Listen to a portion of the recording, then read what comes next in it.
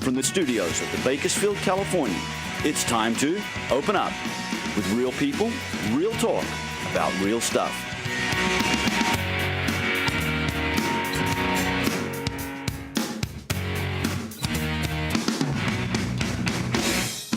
And now, a special welcome to our friends throughout California, across the nation, and around the world to this week's edition of Open Up. Welcome to everyone. Good morning. I'm Tina Miller. Boy, we've got a full studio today. Thanks for joining us. Don Clark here. And this is Open Up. So thank you for joining us today. And your favorite pair on the air, working hard Yes, at it. yes. What a wonderful show we have for you today. You're going to meet some remarkable people today doing global things and local things. Yes. And anyway, people who have become very accomplished in the media, worked on major motion pictures, and have developed some unique outreaches to the entire planet. Absolutely, Don. And speaking of working in the media and such, we are in our second year anniversary of Open Up. I know, we started this 2 years ago and said, well, let's try it for 3 months and see if we like it, see if anyone else likes it. And yes. And apparently we're enjoying ourselves, yes, that's for sure. We are. And thank you so much for staying with us. So, Don, look who's here with drinks. Chuck Noss. Chuck Noss. Just bring it on over, in, Chuck. Nature's Food Market and Juice Bar. Yes, and it's where's Irma? Oh, here she is, right here. All right. So wonderful. So Don, let's welcome our first guest. Yes, you had the opportunity to hear him speak last night. I did, Don. So take us to this. This is Pastor C.A. Murray, and he's all the way from Illinois, and he's in Bakersfield conducting a series of meetings. And he's going to tell us all about that. But first, we want to hear his background, a little bit about him, and all the things he's achieved and done, and all for the glory of God. Why don't we start with roller skating? Yay! Let's skate. That came actually a little bit later. When I was in ministry in New York City, all of my ministerial life was in New York City, from the time I left college until I came to Southern Illinois. Okay. But I always wanted the church to be very heavily involved in the community. Yes. In all the churches I pastored, very heavy community involvement. Mm-hmm. We did things like adopt a police precinct program during Mayor Giuliani's during his time as mayor. Mm-hmm. We saw this kind of servant volley between the black community and the police establishment. So I figured rather than just fighting and screaming and throwing brooks at each other, let's try to do something. So my churches, we adopted the local police precinct. Mm-hmm. We brought them in. We had adoption papers for them. We prayed for them. We asked that the Lord would bless them never to have to use their gun or never to be shot. Mm-hmm. We remembered their birthdays. The church sent them little things on their birthdays. Mm-hmm. And then Mayor Giuliani sort of fell into that and liked it, and so he spread it to the entire city. Mm-hmm. So I always felt that the church had to be a redemptive voice with the city. Mm-hmm. That if you just come to church, sing and pray and go home, you're not doing your job. Right. There's much more to serving the Lord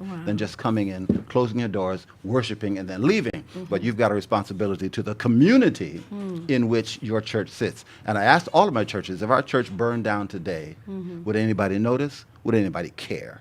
And if the answer is no, then you need to do something about that, because it means that you're alien to that community. And churches shouldn't be alien to the community. They should be part of the community. Yes. Wow. That scripture that says, do not be overcome by evil, but overwhelm evil with good. With good, correct. Yes. I mean, what you did in reaching out to our police officers there in New York City and battle, one of the toughest cities in America to police. What impact was that kind of embracing of them and blessing of them and working with them? What did you see as a result of that outreach? One of the things that it helped us do was tamp down the rhetoric that was flowing between particularly the black community and police precincts. It allowed them to get into the churches and interface with Christians on a whole new level. We began to teach our young black men how to behave if you were stopped by a policeman on the street. If you're driving your car and a policeman pulls you over, there are certain things you need to do, certain things you should not do. Mm-hmm. Put your hands up on the steering wheel. Look the guy in the face. Roll your window down. Don't move unless you're told to. Common sense things that, if not done, can have a situation spiral out of control. Mm-hmm. But little things, answer the questions. Don't volunteer extra information, but move very slowly and move. And if he says stay in the car, stay in the car. If he says get out of the car, get out of the car. But keep your hands visible, little things like that. If you're stopped, back then the days of stop and frisk were rampant. Well, praise God that we've gotten past that. But there was a time when you could be stopped almost at any time, any place. It was aggravating the community. But we were saying, since this is the realization, let's work with it until we can change those laws so it doesn't happen anymore. So black pastors, black churches, my last church was 2,142 members, so good-sized church in Harlem. And we had very, very good relationships with the police precinct in Harlem. You're talking about 250, 300 guys who knew who we were and who were in our building a lot. And we said, if you had a funeral, if you had a wedding, if you just want to meet the community, my church is open to you. And we found that worked not only in my church, but across New York City. You know, police work is so corrosive. I mean, these guys are out there, and all they see is the worst. And it just kind of it grinds you down emotionally. What did you see when instead of seeing the worst, they began to see the best, people who cared about them, praying for them, making your facilities available to them? What did you see as the impact in the lives of those officers? Yeah, I had a lot of, we're Seventh-day Adventists, and I had a lot of Seventh-day Adventist guys who were detectives on the New York City Police Force, black and white. And I said, these guys aren't monsters, so maybe those guys aren't monsters. Maybe there is a misunderstanding that is occasioned by lack of contact. And usually you tend to fear what you don't know. And when you know someone, that fear comes down. So what we wanted to do was increase the contact between the police department and the black community. And luckily we had a mayor and a police chief who bought into that. So it was fairly easy to open up those channels. And it was amazing that it was such an easy thing to do. Why did anybody think of that before? So somebody thought of it, others bought into it, and we began to change the culture. And that's how usually great ideas start. One person, two people at a time who just persist.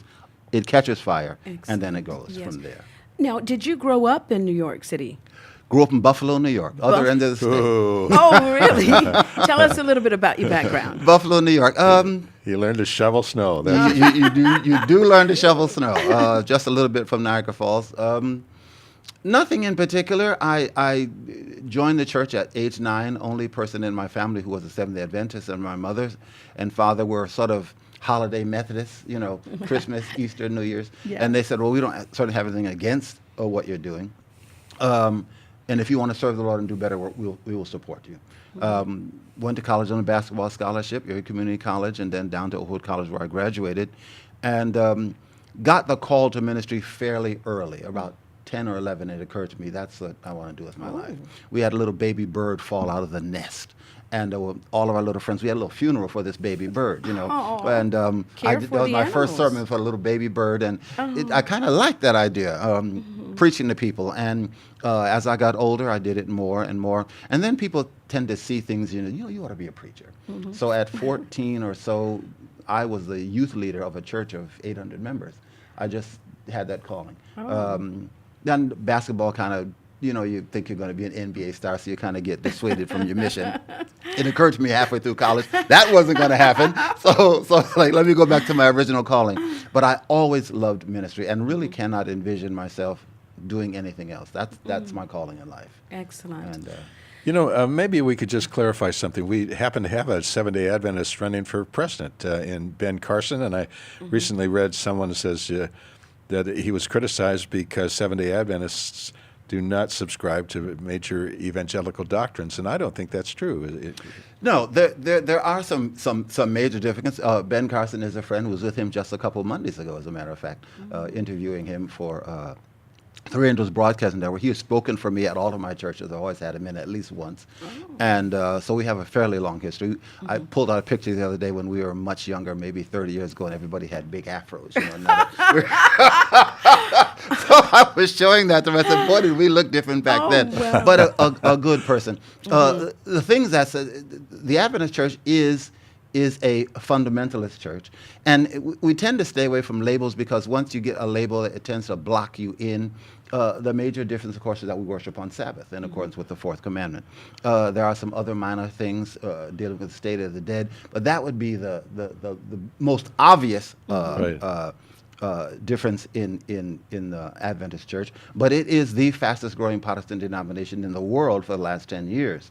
We have about 18 million worldwide, and we're in every country in the world and growing at the rate of about 3,500 per day, one new church every 5 or 6, 7 hours for the last 20 years. So it's a really fast growing denomination. Excellent. I cannot hear the Chris? producers, so I don't know Okay, if it's break so- time. No, or no, not. no. Oh, we're doing okay. We're doing fine. Tell us more about your background. I understand you have a love for television and media. Yeah. And you worked with Spike Lee and did some work with Fox News. I always wanted to do television while I was pastoring, and I felt as many avenues as we could to get the gospel out. Let's do it. I worked with Dick Wolf on a show called Law and Order years ago, and I don't really know how they found me, but they asked me to do some script consultation, just since I was a New York City guy. And then I'm not really sure how Spike Lee found me, but his production director, Michael Jazz, came to my church, and they were working in Harlem, and they wanted to use our church for commissary, as you know, cafeteria for the actors, and I saw an opportunity to kind of get involved, and so I said, "Listen, I can help you with some stuff," and so they had me finding locations for them. All right. So you make a couple bucks on the side, but you also work on your craft. When you did that work on Malcolm X, any interaction with Denzel Washington? Very much so. Brilliant guy, very kind, very giving. Spike Lee, as a director, is an incredibly brilliant guy to watch. He doesn't write much down. Dick Wolf on Law and Order, everything, he's got the notes and he's got the pads and he's got this. Everything Spike Lee carries in his head. Brilliant guy. Not the longest fuse in the world, but brilliant guy to work with, and you can see the creativity on the spot. He can change things, and he holds all of this dialogue in his mind, and that kind of got me hooked. It was just a great experience. And my church, Ephesus Church, is in the movie. They did that as sort of a little homage, and I was thankful for that. But there's a scene where he's standing on the corner and the camera's spinning around, and they're right there. If you know the Ephesus Church has got the tallest steeple in Harlem, you can tell it's the Ephesus Church. So they put that in there for me, and I was thankful. Well, for that. C.A. Murray, we're going to take a break, but when we come back, you have now taken what was a ministry there in Harlem and gone to the world with this in an amazing outreach to this planet. So let's hear that when we come back with C.A. Murray.